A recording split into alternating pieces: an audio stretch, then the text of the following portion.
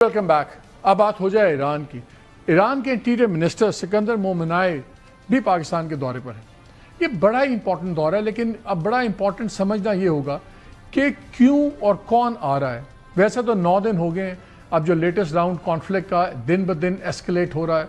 Iran भी अपना जो एरिया है टारगेट्स का वो भी बढ़ा रहा है, और नज़र ये आ रहा है कि ईरान बड़ा क्लियर है कि जहाँ अगर अमेरिका महदूद जंग चाहता है तो ईरान उसको उससे ज़्यादा बढ़ावा दे रहा है। इंटीरियर मिनिस्टर कौन है? सिकंदर मोमिनाई हैं। इनका एक बैकग्राउंड है इस्लामिक रेवोल्यूशनरी गार्ड्स का। ये पहले chief of staff Malik Ashtar brigade के भी रहे और 25th करबला डिवीज़न के, और कमांडर रहे पुलिस फोर्स के रजावी खोरस्तान प्रोविंस के अंदर। फिर ये secretary general of the entire narcotics headquarters भी रहे, डिप्टी पुलिस ऑफ ऑपरेशंस भी रहे, और कमांडर रहे ईरानियन पुलिस के भी, और फिर deputy commander of the law enforcement command of Islamic Republic of Iran. ये बैकग्राउंड सिर्फ ये बता रहा हूँ कि ये इस्लामिक रेवोल्यूशनरी गार्ड्स के बड़ा इनसे ताल्लुक है। जैसे गालिबाफ साहब जो स्पीकर हैं वो भी प्रीवियस इस्लामिक रेवोल्यूशनरी गार्ड्स के कमांडर रहे हैं। तो अब नज़र ये आ रहा है कि जो IRGC है बेसिकली वो इस वक्त लीड कर रही है। अगरचे जंग भरपूर जारी है, लेकिन बयानात 2 आए हैं। आज भी इस्माइल बगी जो स्पोक्स पर्सन है फॉरेन ऑफिस के ईरान के, उन्होंने कहा देखें जंग और बातचीत ये कोई मुतजाद चीज़ें नहीं हैं, दोनों ही एक जरिया हैं नताइज के हल के लिए। तो हम टॉक्स के लिए ओपन हैं।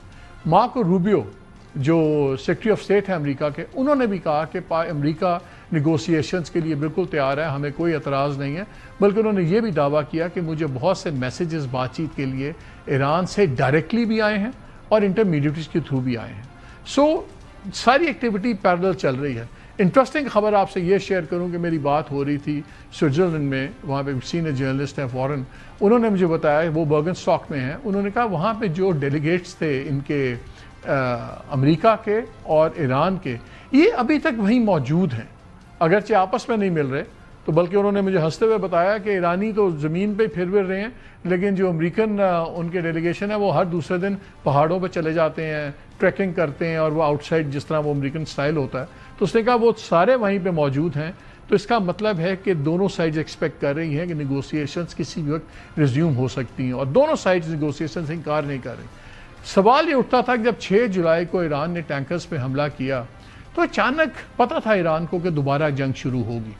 तो क्या वो ईरान की गलती थी या ईरान डिलिबरेटली एक स्ट्रैटेजी परस्यू कर रहा था? वली नसर हैं, ये इस वक्त प्रोफेसर हैं जॉन हॉपकिंस यूनिवर्सिटी में। इन्होंने काफ़ी किताबें ईरान पे लिखी हुई हैं। एक बड़ी इंपॉर्टेंट ईरान ग्रैंड स्ट्रैटेजी है, rise of the middle class है, और ये रिचर्ड हॉलब्रुक के साथ भी पाकिस्तान, ईरान और ये अफगानिस्तान इन मामलों को डील करते रहे हैं। उन्होंने एक बड़ा इंटरेस्टिंग आर्टिकल लिखा है आज 1-2 दिन पहले। उन्होंने इसमें बताया है कि why Iran is returning to war, कि ये कैलकुलेटेड स्ट्रैटेजी थी। वो कहते हैं कि जब ये MOU लिखा गया इस्लामाबाद का, तो इसमें काफ़ी चीज़ें मुबहम थी और क्लियर नज़र आ रहा था कि दोनों साइड चाहेंगी तो इसको अपने तरीके से इंटरप्रिटेशन या मिस इंटरप्रिटेशन भी कर सकती हैं। लेकिन एक ख्याल ये था कि जो उस वक्त बैलेंस ऑफ पावर है अमेरिका और ईरान के दरमियान में, ये उसको रखा जाएगा। बट वो खुद लिखते हैं कि ये नज़र आ रहा था कि अमेरिका इस बैलेंस को चेंज करना चाहेगा और ईरान अपने उसको प्रोटेक्ट करना चाहेगा।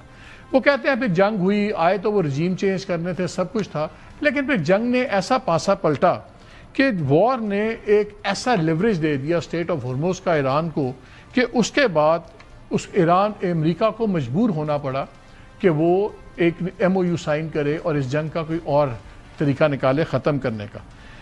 अब ये बात करते हैं ईरानी लीडरों की सोच क्या है। ये ख़ुद भी ईरानी निज़ाद हैं और वहाँ पे इनका बहुत ज़्यादा इंग्रेस भी है, समझते भी हैं। वो कहते हैं कि ईरान की जो लीडरशिप है वो हमेशा से कन्विंस थी कि ये इन्होंने MOU जो अमेरिकनों ने साइन किया है, ये एक टेम्प्रेरी साइन ऑन डॉक्यूमेंट बनाया है, ताकि ये इनका काफ़ी नुकसानात हो गए थे, असला बड़ा खर्च हो गया था, तो इनको चाहिए था एक वक्त आए कि ईरान को जो हमने झटके लगाए हैं इसराइल के साथ मिल के, अब हम अपनी भी तैयारियाँ दोबारा, अपने असले के ज़खायर ये भी पूरे कर लें, सब कुछ कर लें, और जो ग्लोबल इकॉनमी पे प्रेशर था वो भी फौरन हट जाए, तो हम एक बेहतर पोजीशन में होंगे। और उसने लिखते हैं कि JD वैंस ने तो ये भी पब्लिकली भी कहा था कि डोनाल्ड ट्रंप को इसलिए MOU पसंद था कि उनका ख्याल था कि अमेरिका को ये टाइम मिल जाएगा अपने ऑयल रिजर्व्स भी ठीक करने का, और ये जो ग्लोबल इकॉनमी का उन पे प्रेशर तमाम ममालिक से पड़ रहा है उसको भी दबाव वो कम कर पाएंगे। और फिर ईरानियों की वो बात करते हुए कहते हैं कि जहाँ तक ईरान का ताल्लुक है तो उनको बहुत ज़्यादा वो यकीन, किन बातों पे यकीन आया कि ये गेम अमेरिका ठीक नहीं कर रहा, कि उन्होंने कहा कि ईरानियन जो एसेट्स का तय हुआ था कि अनफ्रीजिंग होगी, उनमें से बैन हटेगा, वो नहीं हुआ। जो इसराइल लेबनान के ऊपर बात हुई थी और ईरान ने कहा था कि वहाँ सीज़फायर होगा, अमेरिका वो इम्प्लीमेंट नहीं करवा सका। फिर अमेरिका बावजूद इस अकॉर्ड के, इस MOU के, असला और नई शिप्स सब कुछ वहाँ पे लाता गया। और फिर वाशिंगटन ने यह भी कोई किया कि ओमान की तरफ से वो किश्तियाँ गुजारे, सब कुछ करे ताकि इनका दावा हुर्मुज़ पे कम हो जाए। तो वो ये कह रहे हैं कि ईरानी अब कन्विंस्ड हैं कि अगर हमने इस वक्त जंग ना शुरू की होती तो हमारे पे और प्रेशर अमेरिका का बढ़ता। और उनका ख्याल ये है कि जंग बढ़ाने का वाहिद मकसद ये है कि अमेरिका मुज़ाकरात पे मजबूर हो, और इलाके में जंग वो इसलिए भी फैला रहे हैं कि वो चाहते हैं कि अमेरिका की मर्ज़ी का एरीना ऑफ वॉर ना हो, कि अमेरिका चाहे बस हमने ईरान पे मारा, ईरान ने 2 बेसिस पे मार दिया। वो इस जंग को बहुत ज़्यादा फैलाना चाह रहे हैं ताकि ईरान अमेरिका के ऊपर खलीजी ममालिक का और बाकी लोगों का भी तमाम जो है प्रेशर और बढ़ जाए कि एक कंक्लूजन में इस तरह है। और उनको पता था कि जब उन्होंने 3 शिप्स को स्ट्राइक किया 6 जुलाई को कि एक बहुत स्ट्रॉन्ग रिएक्शन आएगा और अमेरिका इन पर हमला करेगा, लेकिन उन्होंने ये तय कर लिया है कि हुर्मुज़ का कंट्रोल वो वाहिद बड़ा लीवर है उनके हाथ में, जिससे मुस्तकबिल की जो निगोशिएशन अल्टीमेटली होनी है वो उसको अपने हाथ में रखें कि भी किसी भी तौर पे उसको नहीं के। और उसका जुमला बड़ा अच्छा है, if war is inevitable Iran is better of waging it before the US has had time to regroup fully and the global economy has had time to recover from energy and supply chain shocks।